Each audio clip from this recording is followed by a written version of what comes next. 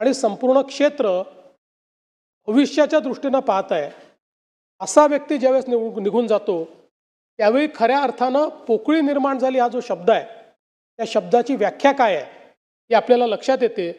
कारण तो असा क्षण असतो की ज्यावेळी आपल्याला लगेच लक्षात येतं की आता अशा प्रकारचे अजितदादा दुसरे होऊ शकत नाही। त्यामुळे ही जी पोकळी आहे ही पोकळी भरून काढणं हे अत्यंत कठीण आहे आणि म्हणून मला असं वाटतं की खऱ्या अर्थानं त्यांचं अकस्मात निधन आपल्या सर्वांकरता एक धक्का देखील त्या ठिकाणी आहेच। खरं म्हणजे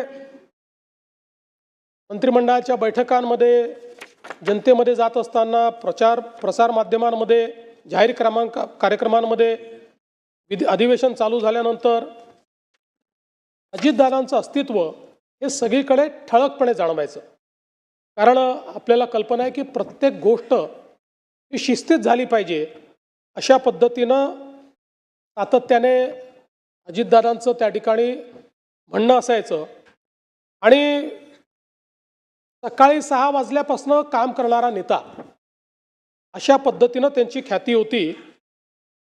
कार्यमग्नता जीवन व्हावे मृत्यू हीच विश्रांती हे काव्यवचन खरं म्हणजे अजितदादांच्या जीवनाकडे आपण बघितलं तर आपल्याला ते सत्य वाटतं। कारण अखंड जीवनामध्ये कार्यमग्न असलेले अजितदादा प्रत्येक क्षणाचा नीट उपयोग करणारे अजितदादा कुठलीही गोष्ट नियोजन केल्याशिवाय न करणारे अजितदादा या सगळ्या गोष्टी मला असं वाटतं की राजकारणामध्ये खूप विरळ आपल्याला पाहायला मिळतात। खरं तर त्यांचा आणि आमचा दोघांचाही जन्म 22 जुलैचा। दादा माझ्यापेक्षा 11 वर्ष मोठे होते, खऱ्या अर्थानं माझे दादाच होते आणि मला असं वाटतं की गेल्या जवळपास 1 दशकापेक्षा जास्त काळ ते तर सोबत कदाचित उशिरा आले आमच्या पण 1 दशकापेक्षा जास्त काळ अतिशय आमची जवळीक होती, अतिशय चांगली मैत्री होती। त्याच्या आधी देखील आमची कारण मी 99 साली आलो त्यानंतर दादांची ओळख झाली संबंध आणले पण मी असं म्हणेन की साधारण 2014 नंतर एक भावनिक नातं हे दादांशी तयार झालं। मी अनेक वेळा माझ्या मुलाखतीत म्हणायचो की राष्ट्रवादी काँग्रेस आमचं स्ट्रॅटेजिक पार्टनर आहे पण त्याचवेळी माझ्या मनात मात्र मला हे पक्क माहिती होतं की अजितदादा हे काही स्ट्रॅटेजिक पार्टनर नाही आहेत तर अंतःकरणातनं आपल्यावर प्रेम करणारा अशा प्रकारचा आपला मित्र म्हणून खरं म्हणजे अजितदादांकडे मी बघितलं आणि त्यांनीही माझ्याकडे त्याच पद्धतीनं बघितलं आणि जीवनभर मला असं वाटतं की आमचं ते नातं त्यांच्या अंतिम दिवसापर्यंत कायम होतं। मला आजही आठवतं की 27 जानेवारी 2026ला मंत्रिमंडळाची बैठक झाली, त्यानंतर पायाभूत सुविधांची बैठक झाली। त्याही बैठकीमध्ये अजितदादांनी आपल्या नेहमीच्या सिग्नेचर पद्धतीने सगळ्यांना जे अधिकारी होते त्यांना विचारलं की मी आज सकाळी माहिती घेतली आहे आणि ज्या प्रकारे कॅपिटल एक्सपेंडिचरमध्ये ग्रॉस व्हॅल्यू ॲडिशन काही राज्यांमध्ये होतं तेवढं आपल्या राज्यात का होत नाही या संदर्भात तुम्ही काय कारवाई करणार आहात। आणि मग अधिकाऱ्यांनी सांगितलं कॉस्ट ओव्हररन कसे होतात, प्रोजेक्ट्स कसे डिले होतात, त्याच्यामुळे ग्रॉस व्हॅल्यू ॲडिशन का होत नाही। त्यानंतर मग सार्वजनिक बांधकाम विभागाचं एक प्रेझेंटेशन झालं त्यात त्यांनी त्यांच्यावर 700 कोटी रुपयाची डिक्री ही जी न्यायालयाने केली होती ती कशी त्यांनी त्या ठिकाणी उच्च न्यायालय सर्वोच्च न्यायालयातनं डिक्री त्या ठिकाणी कॅन्सल केली आणि ज्यांनी डिक्री आणली त्यांच्यावरच कसा फाईन झाला अशा पद्धतीचं प्रेझेंटेशन केलं। त्यावर दादा गमतीने असं म्हणाले पुढच्या वेळेसपासून असेच तुम्ही फक्त प्रस्ताव या ठिकाणी आणत जा आणि ती सगळी बैठक आम्ही संपवली। त्यानंतर माझ्या अँटी चेंबरला आम्ही गेलो। दादांचं काम हे 10-15 मिनिटाचं असायचं त्याच्यावर नाही। दादांची एक सवय होती कुठलंही काम हे त्यांच्या कागदावर लिहिलेलं असायचं, 2-3 ओळींमध्ये काय बोलायचं हे लिहिलं असायचं आणि ते परफेक्ट तेवढंच आपल्या कामाचं दादा बोलायचे. त्यामुळे ते कामाचं एक 5-10 मिनटं झालं. त्यानंतर 30-40 मिनटं आम्ही वेगवेगळ्या विषयांवर, भविष्यात काय, बजेटमध्ये काय, अशा गप्पा मारल्या. जवळपास पाऊण एक तास आम्ही त्या ठिकाणी एकत्रित होतो. आणि त्यानंतर दादा त्या ठिकाणून गेले. त्यावेळेस खरं म्हणजे ही पुसटशीही कल्पना नव्हती की कदाचित तीच आपली शेवटची भेट ही दादांशी ठरेल. आणि दुर्दैवाने तसंच झालेलं आपल्याला पाहायला मिळालं. या अपघाताची बातमी ज्यावेळेस आली त्यावेळेस पहिल्यांदा मनाने असं म्हटलं की ठीक आहे, अपघात झाला असेल, पण अपेक्षा करूया काही झालं नसेल. पण लगेच दुसरी बातमी आली की विमानाची परिस्थिती बघता त्याच्यामध्ये कोणीही त्या ठिकाणी जिवंत असेल असं वाटत नाही. आणि त्यातनं मग पुढच्या गोष्टी आपल्या सर्वांना माहितीच आहेत. खरं म्हणजे अजितदादा हे केवळ एक व्यक्तिमत्व नव्हतं, तर ते एका पिढीचा आत्मविश्वास होते. शेतकऱ्यांचा एक कळवळा असलेले, शेतीबद्दल इत्थंभूत माहिती असलेले, शेती, ॲनिमल हजबंड्री या सगळ्या विषयांची पूर्ण जाण असलेले आणि एक प्रकारे मातीतनं तयार झालेलं नेतृत्व असं अजितदादांचं नेतृत्व होतं. त्यांच्या जीवनामध्ये अनेक संघर्ष आले. कुठल्याही संघर्षाला त्यांनी पाठ दाखवली नाही. सातत्याने त्या संघर्षाला सामोरं ते गेले. कधी पोळापुढे झुकले नाहीत.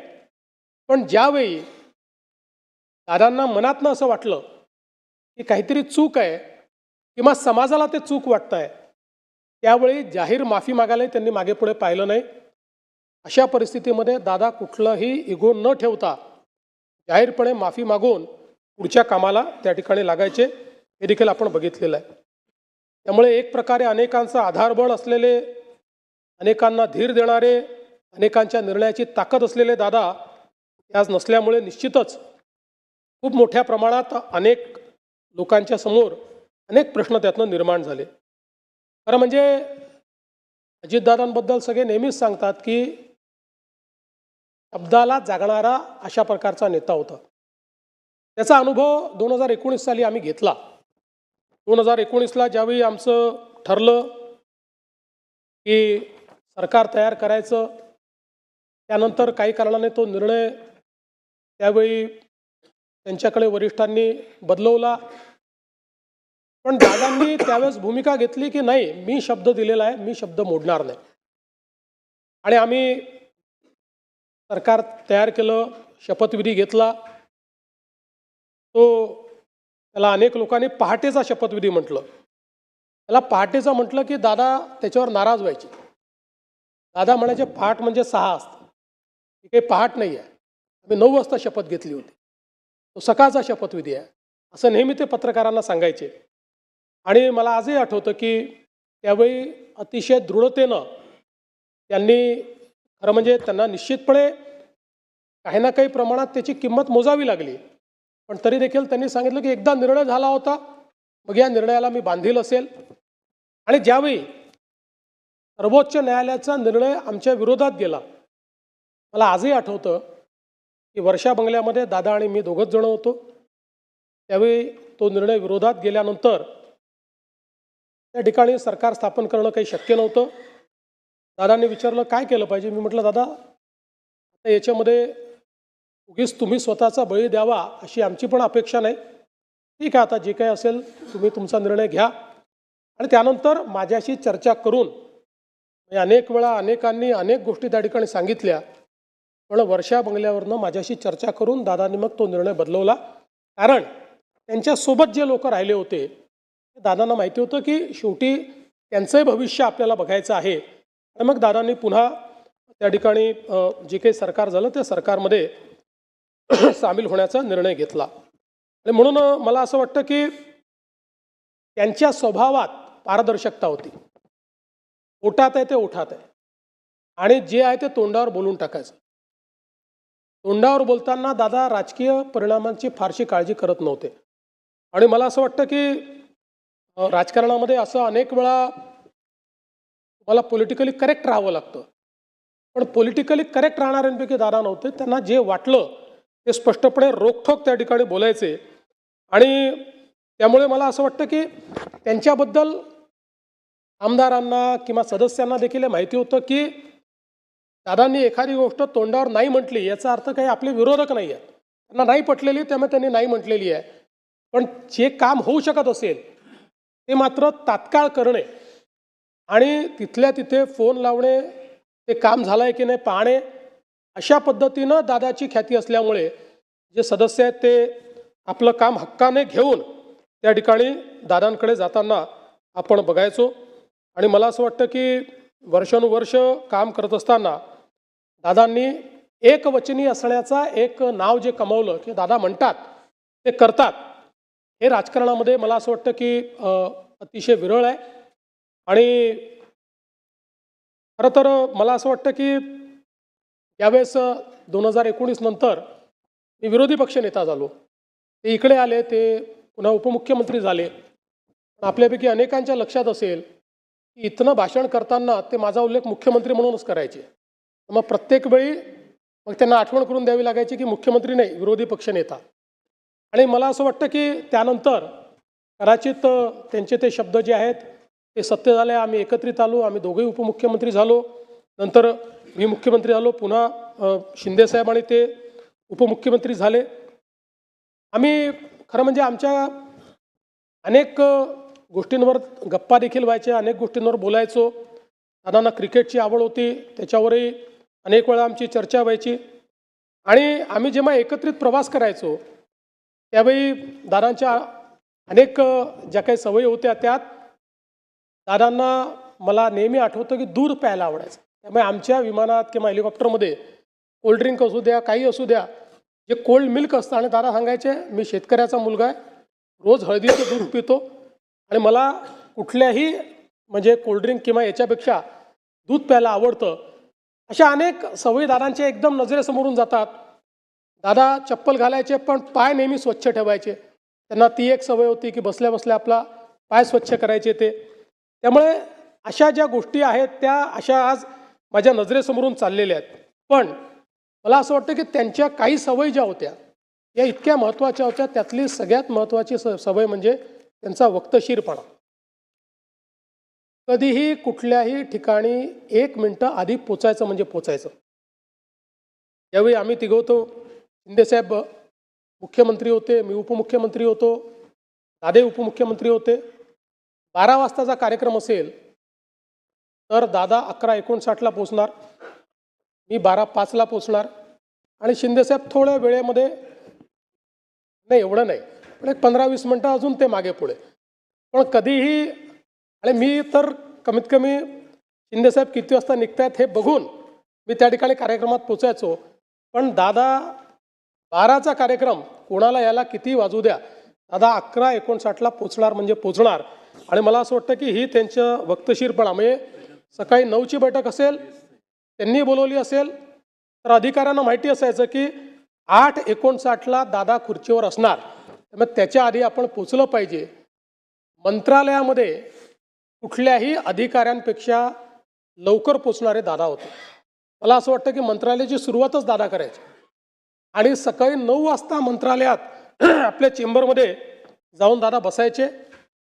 तिथे मिटिंगा घ्यायचे, त्यांचं कामकाज करायचे. आणि म्हणून कधीही कामकाज अडलेलं आहे, फाईल थांबलेली आहे, दादा उपलब्ध नाही म्हणून निर्णय होत नाही, असं कधी झालं नाही. एखादा निर्णय जर त्यांना पटला नाही तर मात्र त्या ठिकाणी ते स्पष्टपणे सांगायचे, फाईल थांबवायचे, चर्चा करायचे. पण आपलं जे काम आहे ते काम मात्र ते सातत्याने करायचे. आणि दुसरा त्यांचा स्वभाव होता की मंत्रिमंडळात किती विषय असले तरी प्रत्येक विषयाचा नीट अभ्यास करून दादा यायचे. प्रत्येक विषयाची एक नोट त्यांच्याकडे असायची आणि त्या विषयात जर काही किंतु परंतु असेल तर तो किंतु परंतु त्या ठिकाणी ते मांडायचेच. आणि अनेक वेळा अगदी साधे विषय जे असायचे की ज्याच्यावर चर्चेची गरज नाही, त्याची उभा राहिल्याबरोबर दादा म्हणायचे ठीक आहे मान्य आहे, आणि दादांनी मान्य आहे म्हटल्यानंतर तो विषय सगळ्यांना मान्यच असायचा. त्यामुळे मला असं वाटतं की ही देखील एक क्वालिटी त्यांची होती की नीट विषयाचा अभ्यास करून, आणि नुसता अभ्यास करून नाही तर त्या प्रत्येक मंत्रिमंडळातल्या विषयाची 4 ओळींची नोट ही नेहमी दादांजवळ असायची की जी ते मांडायचे. आणि त्यातनं त्यांचं एखाद्या विषयावरची जी पकड आहे ती पकड आपल्याला त्या ठिकाणी पाहायला मिळायची. खरं म्हणजे दादांच्या संदर्भात अनेक लोक अनेक गोष्टी सांगू शकतील. त्यांच्या वक्तशीरपणाबद्दल देखील अनेक या ठिकाणी आपल्याला गोष्टी सांगता येतील. पण हे सगळं होत असताना वरकरणी दादा अतिशय कडक अशा प्रकारचे वाटायचे. पण माझा अनुभव असा होता की पहिल्यांदा एखाद्याशी कडक बोलल्यानंतर मग त्याच्याशी ते प्रेमळ देखील बोलायचे. आतून ते अतिशय प्रेमळ होते. त्यांचा स्वभाव होता की पहिल्यांदा एखाद्याला जसा मिलिटरीचा अधिकारी एकदम स्ट्रेट करतो असा स्ट्रेट करायचे आणि त्यानंतर मात्र त्या व्यक्तीला सांभाळून घ्यायचं आणि त्या व्यक्तीचं जे काही कार्य आहे ते कार्य करायचं. हे खरं म्हणजे दादांचं आपण काम पाहिलं. पण हा सगळा वक्तशीरपणा, हे सगळं घड्याळाच्या काट्याने चालणं, या सगळ्या गोष्टी जरी खऱ्या असल्या तरी पहिल्यांदाच दादांनी टायमिंग मात्र चुकवलं. आणि ते टायमिंग म्हणजे त्यावेळेस राजकारणामध्ये खूप मोठी इनिंग दादा खेळतील आपल्या सगळ्यांना दिसत होतं. त्या परिस्थितीमध्ये त्याने पहिल्यांदा जीवनाचं टायमिंग चुकवलं आणि त्याची हळहळ ही आपल्या सर्वांना नेहमीच राहील. खरं तर दादा 6 वेळा उपमुख्यमंत्री झाले. सर्वाधिक वेळा उपमुख्यमंत्री होण्याचा मान त्यांना मिळाला. पण अनेक वेळा ते असं म्हणायचे की मी कधीतरी मुख्यमंत्री होईल पण मी उपमुख्यमंत्री मात्र नेहमी राहील. अशा पद्धतीनं अनेक वेळा गमतीने ते म्हणायचे. आज मी असं म्हणू शकतो Ajitdada Pawar was the best chief minister Maharashtra never had. एक जो चांगला मुख्यमंत्री महाराष्ट्राला मिळू शकला असता तो अजितदादांच्या रूपानं आता आपल्यामध्ये नाही. आणि मला विश्वास आहे की शेवटी कधीतरी त्यांचं स्वप्न देखील नियतीने पूर्ण केलं असतं.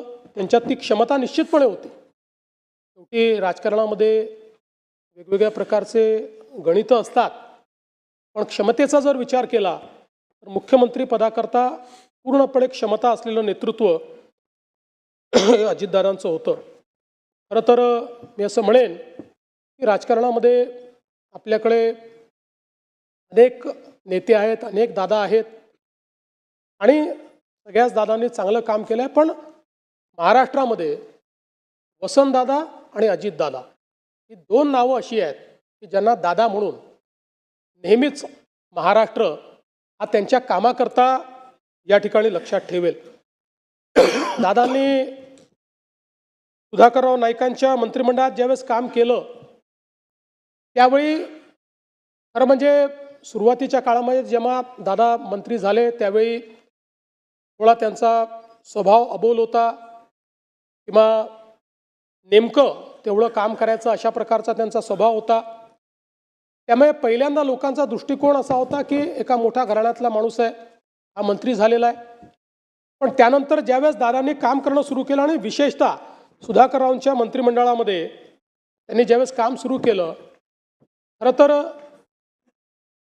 सुधाकरराव त्यानंतर त्यांच्या प्रत्येक वाक्यागणित अजितदादांचं नाव घ्यायचे आणि त्यातनं अजितदादांचा परिचय हा काम करणारा नेता म्हणून, काम करणारा मंत्री म्हणून या महाराष्ट्राला झाला. आणि मला असं वाटतं की त्यानंतर मात्र त्यांनी जी स्वतःची ओळख निर्माण केली, कारण आपल्याला माहिती आहे की ते पहिले लोकसभेवर गेले पण त्यानंतर पवारसाहेबांना तिकडे जायचं होतं त्यामुळे दादा विधानसभेवर आले आणि त्यानंतर मात्र 8 वेळा निर्विवादपणे प्रचंड मतांनी आणि वेगवेगळे रेकॉर्ड करत बारामती मतदारसंघातनं दादा हे सातत्याने विधानसभा जिंकतच राहिले. बारामतीचा अपराजित नेता म्हणून दादांकडे आपण पाहतो. जनतेचं जे प्रेम दादांना मिळालं ते निश्चितपणे मला असं वाटतं की कुठल्याही नेत्याकरता त्यापेक्षा मोठा दुसरा कुठलाही ठेवा हा असू शकत नाही. आपल्याला या ठिकाणी माहिती आहे की विकास प्रकल्पांच्या बाबतीत दादा नेहमी सकारात्मक असायचे. त्यांचा मूळ पिंड हा विकास झाला पाहिजे, प्रोजेक्ट झाले पाहिजे आणि विरोधी पक्षात असतानाही विरोधाला विरोध न करता त्यांच्यामध्ये हिंमत देखील होती की एखादा जर चांगला प्रकल्प असेल तर त्याला विरोधी पक्षात असताना देखील म्हणजे मी मुख्यमंत्री असताना देखील अनेक वेळा अनुभव घेतला की थेट त्याला त्यांनी या सभागृहात ते बोलायचे की ठीक आहे बाकी गोष्टी सोडून द्या, हे बरोबर आहे.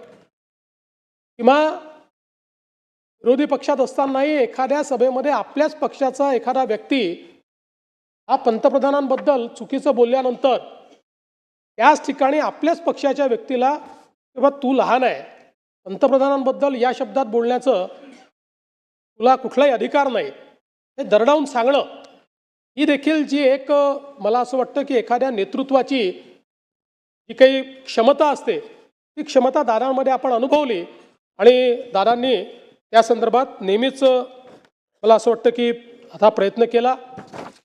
कधी फायलींचा ढीग हा दादांकडे आपण बघितला नाही. अधिकाऱ्यांना बोलवायचं, तिथे निर्णय करायचे, त्यांच्याकडनं समजून घ्यायचं आणि एकदा पटलं की त्याची पाठराखण करायची, अशा पद्धतीनं ते सातत्याने काम करायचे. आज समाज माध्यमांमध्ये दादांचे अनेक व्हिडिओ आपण पाहतो. त्यांच्या म्हणजे तसा मूळ दादांचा स्वभाव हा जरी सिरियस वाटत असला तरी त्यांच्या भाषणांमध्ये मात्र खूप खुमासदारपणा असायचा. आज आपण अनेक त्यांची भाषणं जी काही समाज माध्यमात पाहतो, त्यांचे अनेक शॉर्ट्स पाहतो, अनेक त्यांचे पोस्ट पाहतो, लोकांनी केलेले अनेक त्यांचे जे व्हिडिओज आहेत ते पाहतो. त्यामुळे त्यांच्या भाषणामध्ये अगदी सरळ सोप्या भाषेमध्ये त्या ठिकाणी ते विनोद करायचे आणि त्यामुळे लोकांना ते आवडायचं. किंवा पत्रकार परिषदेमध्येही अनेक वेळा एका वाक्याचं, एका शब्दाचं उत्तर असं देऊन पत्रकारांना एखाद्या गंभीर विषयांवर नाकारलेले उत्तर आणि त्या ठिकाणी उत्तरही दिलं नाही, त्यांना बोलायला संधी मिळाली नाही, अशा पद्धतीनं दादांचं आपल्याला त्या ठिकाणी काम पाहायला मिळायचं. आणि कुठल्याही सवय नसलेल्या दादांची एकच सवय होती, ती म्हणजे काम. He was a workaholic person. कुठलंही काम दादांनी त्या क्षेत्रात काम केलं, त्या क्षेत्रामध्ये दादांनी उत्तम काम केलं. माननीय पवार साहेबांनी देखील लोक माझे सांगती या पुस्तकामध्ये दादांचं वर्णन करताना लिहिलं आहे, अजितच्या कामांचा झपाटा, सहकाऱ्यांना विश्वास देण्याची त्याची पद्धत आणि कितीही काम करण्याची त्याची तयारी, यामुळे त्याच्या नेतृत्वाबद्दल विधिमंडळ सदस्यांच्या मनात सन्मानाचे स्थान आहे. अजितची ही स्वकष्ट अर्जित कमाई आहे, असं पवारसाहेबांनी देखील त्यांच्याबद्दल लिहिलेलं आहे. साहित्य क्षेत्रामध्ये मधु मंगेश कर्णिक यांनी सांगितलेला किस्सा आहे की त्यावेळेस मालगुंडला केशवसुतांच्या स्मारकाकरता निधीची कमतरता होती. त्यांना सांगितलं की तुम्ही अजितदादांकडे जा. तर त्यांच्या मनात शंका होती की दादांकडे गेल्यानंतर त्यांना या स्मारकाचं इतकं महत्त्व वाटेल का, किंवा हे महत्त्वाचं असेल का. आणि त्यावेळेस ते दादांकडे गेले. दादांना सहकार चळवळीच्या संदर्भात, शिक्षणाच्या संदर्भात, उद्योगाच्या संदर्भात तर सगळ्या लोकांना माहितीच होतं की किती त्यांची आस्था आहे. पण साहित्य क्षेत्राच्या संदर्भात दादा फार प्रगट करत नव्हते. पण ज्यावेळेस ते त्या ठिकाणी गेले त्यावेळेस दादांनी त्यांना सांगितलं की केशवसुतांचं स्मारक हे झालंच पाहिजे. तात्काळ त्याकरता निधी दिला आणि स्वतः फोन करून मधु मंगेश कर्णिकांना सांगितलं त्या निधी मी दिलेला आहे, काम इमिजिएट झालं पाहिजे आणि कुठेही निधी कमी पडला तर तो निधी तुम्ही मला मागा. पण हे स्मारक महाराष्ट्राच्या अस्मितेचं स्मारक आहे, त्यामुळे हे स्मारक करण्याकरता मला जी मदत लागेल ती मदत मी त्या ठिकाणी करणार आहे. दादांनी एक किस्सा सांगितला होता की ते म्हणाले मी असं ठरवलं होतं की आधी घर बांधायचं त्यानंतर लग्न करायचं. आणि 1980च्या दशकामध्ये सिमेंटची तीव्र टंचाई होती आणि मग त्यांनी सांगितलं की काय करायचं. मग त्या काळामध्ये सिमेंटचं रेशनिंग होतं.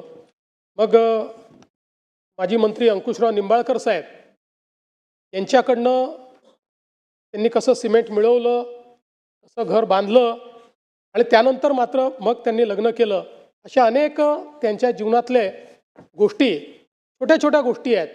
पण त्यातनं ते कसे दृढ निश्चयी होते की एकदा जे ठरवलं ते करायचंच, अशा पद्धतीनं त्यांचं खरं म्हणजे कार्य होतं. मला आजही आठवतं की लोकसभेच्या निवडणुकीमध्ये ज्यावेळी आम्हाला कमी सीट्स मिळाल्या, महाविकास आघाडीला चांगला विजय त्या ठिकाणी मिळाला.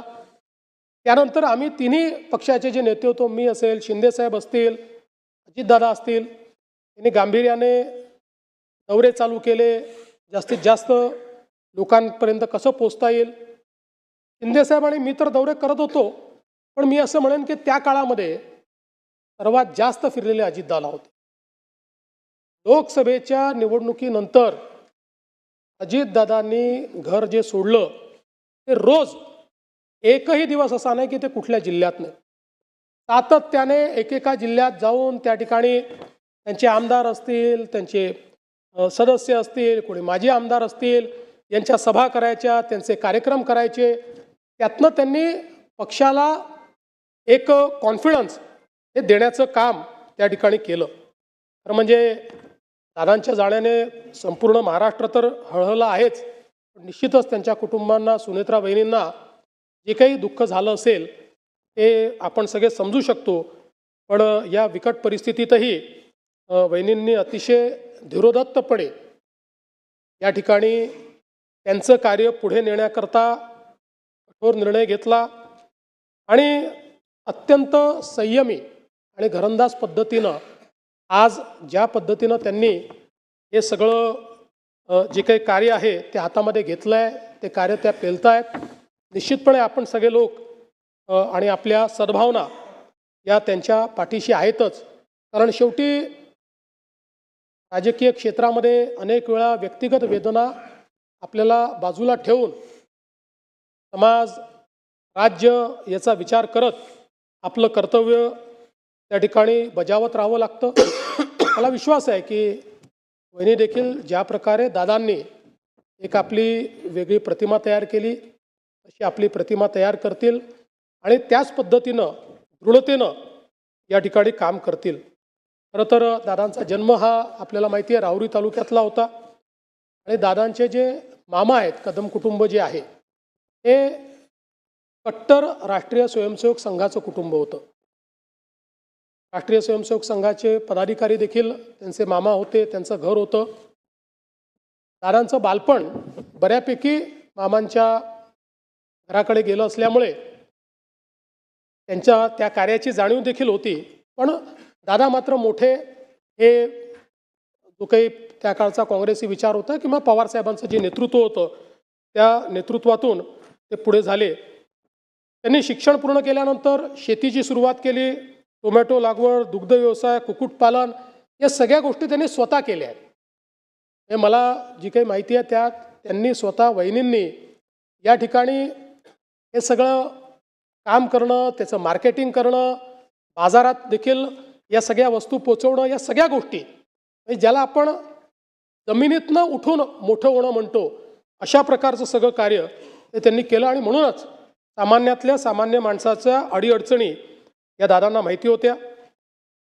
सहकार, शेती, ग्रामीण विकास यातनं त्यांनी राजकीय प्रवास जो सुरू केला तो सातत्याने आपल्याला माहिती आहे की वेगवेगळ्या पदांवर दादा राहिले. त्यांनी अतिशय चांगलं काम हे वेगवेगळ्या पदांवर केलं आणि हे सगळं करत असताना त्यांनी जे अर्थसंकल्प मांडले ते जर आपण बघितलं तर त्या अर्थसंकल्पांचा जो काही स्थायी भाव आहे त्याच्यामध्ये त्यांचा भर हा नेहमी राजकोषीय स्थैर्य निर्मितीवर असायचा. म्हणजे महसुली वाढ आणि खर्चाला प्राधान्यक्रम, विकास अभिमुख विस्तार म्हणजे भांडवली गुंतवणूक वाढवून रस्ते, ऊर्जा, सिंचन, उद्योगांना चालना देणं आणि संरचनात्मक संतुलन या तीन गोष्टींवर आधारित सगळे त्यांचे अर्थसंकल्प आपल्याला पाहायला मिळतात. त्यामुळे खर्चावर नियंत्रण ठेवण्याचं काम ते नेहमी करायचे. मला आजही आठवतं की आम्ही मंत्रिमंडळाच्या बैठकीत जेव्हा बसायचो त्यावेळी शिंदेसाहेब बसायचे, त्यांच्या बाजूला मी बसायचो आणि मग दादा बसायचे. आणि तो काळ अतिशय घाईचा काळ होता. अनेक वेळा माझी भूमिका रेफरीची यायची, कारण शिंदेसाहेबांचा हात खुला होता. त्यामुळे ते दरवेळेस एखादी नवीन योजना आणायचे. दादा म्हणायचे, आपण आता मोठ्या योजना केलेल्या आहेत, मग आता ही योजना कशी करायची. मग शिंदेसाहेब मला म्हणायचे की नाही, आपल्याला ही केली पाहिजे. मग मी त्यांना सांगायचो केली पाहिजे. मग ते सांगायचे नाही, पण आत्ता पैशाची तंगी आहे. मग मी यांना सांगायचो पैशाची तंगी आहे. असं करून मग शेवटी दोघांचं एकमत व्हायचं आणि मग आम्ही ती योजना पूर्ण करायचो. त्यामुळे हा आमच्या तिघांच्या स्वभावातला हे अंतर होतं. पण मला असं वाटतं की आम्ही तिघं एकमेकाला कॉम्प्लिमेंट करत होतो. आणि म्हणून त्यातनं एक कुठल्याही मुख्यमंत्र्याला अर्थमंत्री कसा पाहिजे, तर तो अजितदादांसारखा पाहिजे, की जो तुम्हाला नेहमी वास्तविकतेचा आरसा दाखवेल, पण त्याचवेळी राज्याची वाटचाल थांबवणार नाही. अशा प्रकारचा अर्थमंत्री हा आपण त्यांच्या माध्यमातून बघितला. आपल्याला कल्पना आहे की विकासाच्या संदर्भात विशेषतः एकदा मला विचारलं की समजा दादा त्या ठिकाणी जर मंत्री झाले नसते तर काय झाले असते. बोलताना म्हटलं त्यांच्यात शिस्त तर पोलीससारखी आहे, कदाचित पोलीसमध्ये घेतले असते. हाडाचे शेतकरी आहेत तेव्हा कदाचित शेतकरी झाले असते. पण नंतर मग माझ्या डोक्यात विचार आला की दादा निश्चितपणे या ठिकाणी बांधकाम इंजिनियर झाले असते. कारण बांधकामाच्या संदर्भात अगदी छोट्यातल्या छोट्या बारीक बारीक गोष्टींमध्ये जाणं, सरकारी काम उत्तम गुणवत्तेचं झालं पाहिजे हा त्यांचा आग्रह. सकाळी 6 वाजता साईटवर जाणार, सगळ्या अधिकाऱ्यांना बोलवणार आणि त्यातल्या छोट्या छोट्या गोष्टी शोधून काढणार. हे असं काय, हे तसं काय, हे काय वापरलं आहे, याची किंमत किती आहे. म्हणून जी जी बांधकामं दादांच्या देखरेखीखाली झाली, आपण जर बघितली तर एक सरकारी बांधकामाचा खाक्या असतो, त्या खाक्यातली ती बांधकामं वाटत नाही. ती बांधकामं ही एखाद्या खाजगी बांधकामाला लाजवतील अशा प्रकारची बांधकामं आहेत. आणि कधीकधी दुर्दैव काय असतं बघा, की दादांनी स्वतः पाठपुरावा करून त्या मेडिकल कॉलेजची वीटनवीट ठेवली. दुर्दैवाने शेवटी त्यांचा देह त्याच मेडिकल कॉलेजमध्ये आपल्याला न्यावा लागला. यापेक्षा मला असं वाटतं दुर्दैवी अजून काही असू शकत नाही. त्यांचा दर्जा आणि सौंदर्यसृष्टी ही खरोखर अतिशय चांगली होती. खरं तर कोविडच्याही अभूतपूर्व संकटामध्ये दादा पूर्णपणे मैदानात होते. आपल्याला कल्पना आहे की त्या काळामध्ये अनेक प्रश्न निर्माण झाले होते, पण खंबीरपणे राज्याचे अर्थमंत्री म्हणून आणि अर्थमंत्र्याच्याही पलीकडे ही आपली जबाबदारी असं समजून या संपूर्ण कोविडच्या काळात सरकारची बाजू योग्य पद्धतीने मांडणं असेल, सरकारचे निर्णय योग्य होतील या दृष्टीनं काम असेल, या सगळ्या गोष्टी दादांनी केल्या. त्यामुळे मी असं म्हणेन की महाराष्ट्राने एक नेता गमावला, एक प्रशासक गमावला, मी वैयक्तिक एक मित्र गमावला. आपण सगळ्यांनी यांना आपण आपल्या कुटुंबासारखं समजत होतो असा कुटुंबातला एक व्यक्ती आपण सगळ्यांनी या ठिकाणी गमावला. खरं तर साखर कारखानदारीच्या क्षेत्रात, सहकाराच्या क्षेत्रात त्यांनी केलेलं कार्य आपण सगळ्यांनी बघितलं आहे. शिक्षणाच्या क्षेत्रात त्यांनी केलेलं कार्य, सगळ्या संस्थांचं नाव, सगळ्या कारखान्यांचं नाव या ठिकाणी घेणार नाही, पण या प्रत्येक गोष्टीत दादांचा एक ठसा आपल्याला पाहायला मिळतो. त्याच्या प्रत्येक विकासामध्ये दादांच्या पाऊलखुणा आपल्याला पाहायला मिळतात. एक दादांचा टच आपल्याला पाहायला मिळतो, एक दादांचा ब्रँड आपल्याला पाहायला मिळतो. मला असं वाटतं की अशा पद्धतीनं हे कार्य करणं हे खरोखर राजकीय नेत्यांनी देखील यातनं शिकण्यासारखं आहे. खरं तर आज दादा आपल्यामध्ये नाहीत आणि निश्चितपणे आता आठवणींच्या व्यतिरिक्त आपल्याजवळ मला असं वाटतं की त्यांच्या स्मृतीच राहणार आहेत. पण अशा या सगळ्या काही विचारांचं काहूर आहे, वेगवेगळ्या आठवणी आहेत, यावर जर आपण बोलत राहिलो तर कदाचित आपल्यापैकी प्रत्येकजण दिवसभर बोलू शकेल. आणि म्हणून खरं तर कवी पी सावळाराम यांचं एक गीत आहे, त्यातलं एक कडवं हे केवळ दादांकरताच लिहिलं आहे का असं आपल्याला वाटावं. जनसेवेचे बांधून कंकण, त्रिभुवन सारे घेईन जिंकून, अपूर्व आपुले दृढसिंहासन, नित भिजतो मानवतेला, जो आवडतो सर्वांना तोची आवडे देवाला.